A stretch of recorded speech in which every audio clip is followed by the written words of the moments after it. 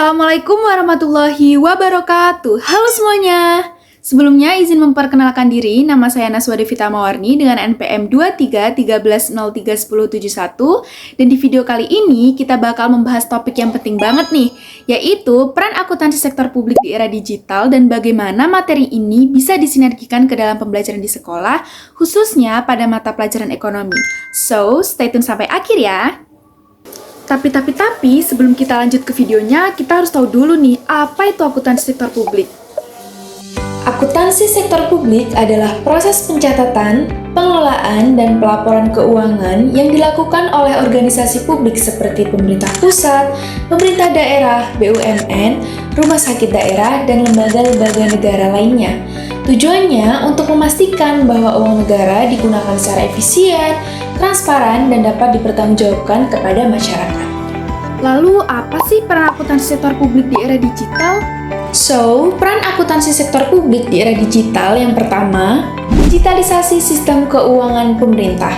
Kalau dulu pencatatan masih manual, sekarang banyak sistem digital yang membantu. Contohnya ada aplikasi ISEPD, Sakti, Sinda, dan e-budgeting yang memudahkan pengelolaan anggaran dari perencanaan sampai pelaporan. Dengan digitalisasi ini, data jadi lebih cepat untuk diproses, resiko kesalahan berkurang, dan informasi bisa diakses kapan saja. Selanjutnya, meningkatkan transparansi dan akuntabilitas. Era digital mengharuskan pemerintah untuk lebih terbuka. Melalui dashboard keuangan, masyarakat bisa melihat bagaimana anggaran digunakan.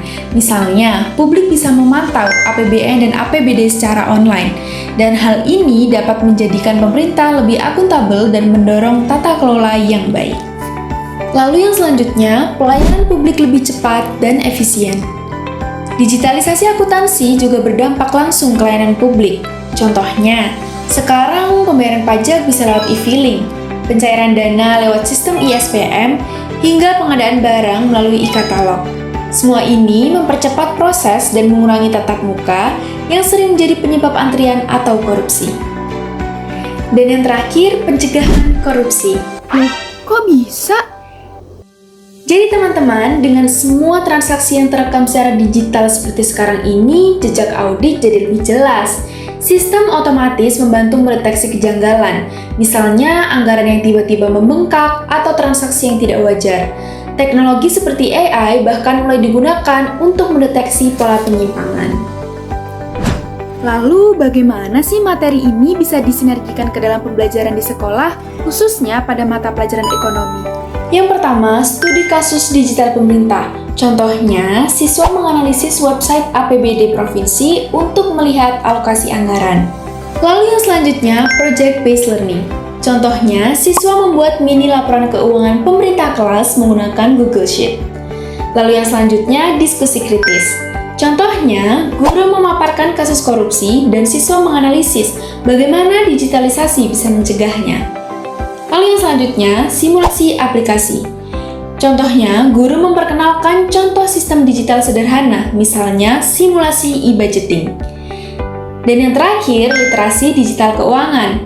Contohnya, guru mengajarkan siswa memahami pajak digital, keamanan data, dan transparansi anggaran.